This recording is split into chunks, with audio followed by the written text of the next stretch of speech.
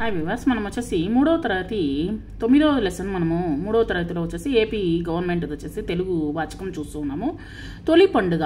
ఇక్కడ చూడండి, చిత్రం చూడండి, ఆలోచించి మాట్లాడండి. మనం వచ్చేసి ముగ్గులు వేస్తూ ఉన్నారు. ముగ్గులు ఎప్పుడు వేస్తాము మనము? చిత్రంలోని సన్నివేశాల గురించి మాట్లాడండి. ఇక్కడ వచ్చేసి మనము ఈ యొక్క లెసన్ అయిన తర్వాత మనం వచ్చేసి నోట్స్ చెప్పుకుందాము. ఇక్కడ వచ్చేసి ముగ్గులు అనేటువంటిది సంక్రాంతి అప్పుడు డిసెంబర్ నుంచి మనము సంక్రాంతి ఫినిష్ అయ్యేంత వరకు, పండుగలు ముగిసేంత వరకు మనము ముగ్గులు అనేటువంటిది రంగులతో అద్దుతాము. తర్వాత దీపావళి పండుగ రోజు కూడా మనము రంగులతో వచ్చేసి ముగ్గులు అనేటువంటివి వేస్తాము. రంగురంగుల ముగ్గులు ఎప్పుడెప్పుడు వేస్తారో చెప్పండి. మీరు ఇష్టంగా జరుపుకునేటువంటి పండగ గురించి చెప్పండి. ఇష్టంగా జరుపుకునే పండుగల గురించి చెప్పండి. ఇక్కడ వచ్చేసి పై చిత్రం నుండి మీరు రాయగలిగినటువంటి పదాలు మీరు రాయండి. తర్వాత వచ్చేసి మనము లెసన్లోకి వెళ్దాము. తొలి పండుగ. మాధవరము చాలా అందమైనటువంటి ఒక గ్రామము. ఈ ఊరి చివరన ఉండేటువంటి తాతల నాటి వేప చెట్టు ఈ గ్రామానికే అందం అన్నమాట. అంతేకాదు ఈ యొక్క ఇక్కడ అది పిల్లలకు ఆట స్థలము, పెద్దలకు రచ్చబండ కూడాను. సెలవు రోజుల్లో పిల్లలంతా అక్కడి ఆడి పాడి ఆనందంగా గడిపేస్తారు. తెచ్చుకున్న పదార్థాలు అందరూ కలిసి పంచుకొని ఇష్టంగా తింటారు. రవి అంటే పిల్లలందరికీ చాలా ఇష్టము. ఎందుకంటే రవి చాలా బాగా పాటలు పాడుతూ ఉంటాడు. మామూలుగా వచ్చేసి ఒక పిల్లవాడు కానీ ఒక అమ్మాయి కానీ మామూలుగా ఒక ఎక్స్ట్రీమ్ క్వాలిటీ ఉన్నట్లయితే పిల్లలందరూ మెచ్చుకుంటారనమాట. అయితే రవి నడవలేడు. చూసారా, రవికి చూడండి, చాలా పాటలు బాగా పాడతాడు కానీ నడవలేడు అనమాట. వాళ్ళ అక్క లత రవిని చక్రాల కుర్చీలో అక్కడికి తీసుకుని వస్తూ ఉండేది. చూడండి, అంగవైకల్యం అయినప్పటికీ తను ఎంత చక్కగా పాటలు పాడుతూ ఉన్నాడో చూడండి. అంటే కాన్ఫిడెంట్ అనేటువంటిది మనకు నమ్మకము, తనపైన ఉన్నటువంటి నమ్మకం అనమాట. ఆ యొక్క నమ్మకాన్ని మనము ఎప్పుడు అలవర్చుకోవాలి, ముందుకు వెళ్ళాలి. మనం ఎప్పుడు వచ్చేసి కాన్ఫిడెంట్తో ఉండాలన్నమాట. ఆ రోజు సెలవు కావడంతో ఆనంద్ శామ్యూల్ వేప చెట్టు కింద చేరారనమాట. వాళ్ళిద్దరూ తమ మిత్రుల రాక కోసం ఎదురు చూస్తున్నారు. అందరి పిల్లలు రావాలి కదా, అందరి కోసం వెయిట్ చేస్తూ ఉన్నారనమాట. వసంత ఋతువు కావడంతో వేప పూత రాలి నేలంతా తెల్లగా పరుచుకొని ఉందన్నమాట. వసంత ఋతువులో ఆ యొక్క తెల్ల పూలు వచ్చేసి మామూలుగా వేప పూలు తెల్లగా ఉంటాయి. ఆ పూలన్నీ కింద రాలిపోయాయి. ఆ పక్కనే ఉన్నటువంటి మామిడి చెట్టుకు గుత్తులు గుత్తులుగా కాయలు వేలాడుతూ కమ్మని వాసన వస్తూ ఉందన్నమాట. అంటే ఆ సమయంలో వచ్చేసి వేప చెట్టు పూలు రాలుతాయి. తర్వాత వచ్చేసి ఒక పక్క వచ్చేసి మామిడి చెట్లకి కాయలు అనేటువంటి చిన్న చిన్న కాయలు అనేటువంటిది కాసి గుత్తులు గుత్తులుగా కాసి ఉన్నాయన్నమాట. అదిగో లతా రవి వస్తున్నారు చూడండి రా అని చెప్పేసి అన్నాడు ఆనంద్. వాళ్ళు బుట్టలు ఏవో తెస్తున్నారా అన్నాడు శ్యాముల్. లత రవికి అక్కడికి చక్రాల కుర్చీలో తీసుకుని వచ్చింది. ఏం చేస్తున్నారా, ఏం తెచ్చారు మీరు అని అడిగిందనమాట.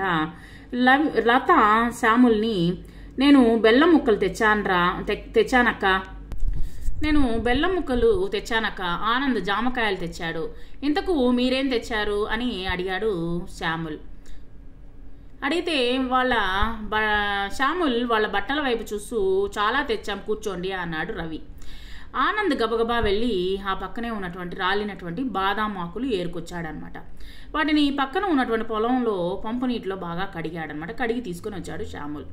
ఆకులు పరుచుకొని తెచ్చుకున్నటువంటి పదార్థాలు పంచుకోసాగారు మిత్రులు. అందరూ తెచ్చుకున్నటువంటిది మనము తింటూ, ఆ పిల్లలందరూ తెచ్చుకున్నటువంటి పదార్థాలు తింటూ ఉన్నారనమాట.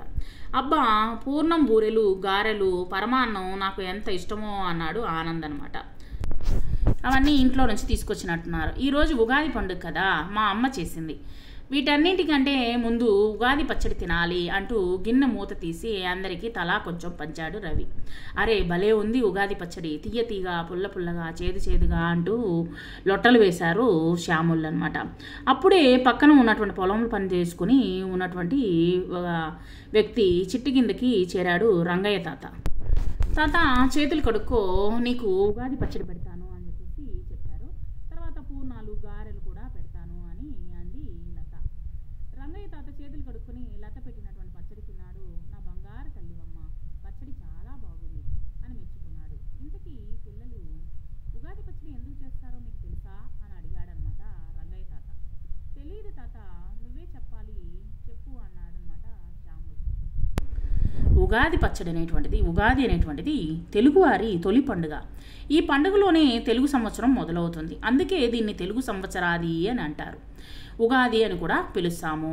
పచ్చడి గురించి చెప్పు తాత అని అడిగాడనమాట.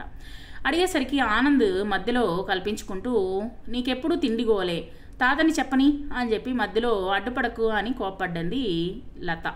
తాతతో సహా వారంతా నవ్వారు ఆ మాటకి. చెబుతున్న వేప పూత, లేత మామిడి ముక్కలు, కొత్త చింతపండు, కొత్త బెల్లము, ఉప్పు, కారాలను కలిపి ఉగాది పచ్చడి చేస్తారు. పిల్లలు దానిలో చేదు, వగరు, పులుపు, తీపి, ఉప్పు, కారము ఇలా 6 రుచులు ఉంటాయి. ఈ పచ్చడిని దేవుడికి నైవేద్యంగా పెడతారు. ఈ పచ్చడిలో వివిధ రుచులు ఉన్నట్లే మన జీవితంలో కూడా బాధలు, కష్టాలు, సుఖాలు, సంతోషాలు కలగలిగిన ఉంటాయని, వాటన్నిటి యొక్క సమానంగా తీసుకోవాలని దీని యొక్క భావం అనమాట. అందువల్లే ఈ విధంగా మనము కలిపి ఉగాది పచ్చడిని మనం తయారు చేసుకుంటాం అని ముగించాడు రంగయ్య తాత. ఆ తర్వాత కొద్దిసేపు రంగయ్య తాత ముగించాడనమాట. అవును తాత, వీటిని షడ్రుచులు అంటారని మా టీచర్ చెప్పారు అని గుర్తు చేశాడు ఆనంద్. సరే నాయన, కాసేపు ఆడుకొని ఇంటికి వెళ్ళండి, పండుగ అంటే ఆనందాన్ని అందరితో పంచుకోవడమే అంటూ అక్కడ నుంచి లేచి వెళ్ళిపోయాడు రంగయ్య తాత. ఆ తర్వాత కొద్దిసేపటికి ఆటలతో పాటలతో గడిపారు. రవి చక్కని పాటలు పాడి అందరినీ సంతోషపరిచాడు. పిల్లలందరూ అక్కడి నుండి బయలుదేరి వెళ్ళిపోయారనమాట. ఇంటికి వెళ్ళే దారిలో రామాలయం దగ్గర షామియానా వేసి తోరణాలు కడుతూ ఉన్నారనమాట. అదేమిటో చూద్దామని అక్కడికి వెళ్ళారు పిల్లలు. తోరణాలంటే తెలుసా మీకు? తోరణాలంటే మామిడి ఆకులను వచ్చేసి ఒక్కొక్క ఆకుని తుంచి వాటిని వచ్చేసి యొక్క ఆకులను వచ్చేసి కట్టి మనము ఇంటి ముందర ఆ యొక్క శుభానికి సూచకంగా మనం వచ్చేసి కట్టుకుంటాం అనమాట. అక్కడికి వెళ్ళారు పిల్లలు. లైటింగ్ దండలు కంటే కరీముల్లాని చూసి, కరీమమ్మ ఎందుకు ఇవన్నీ కడుతున్నారు అని అడిగాడు శ్యాముల్.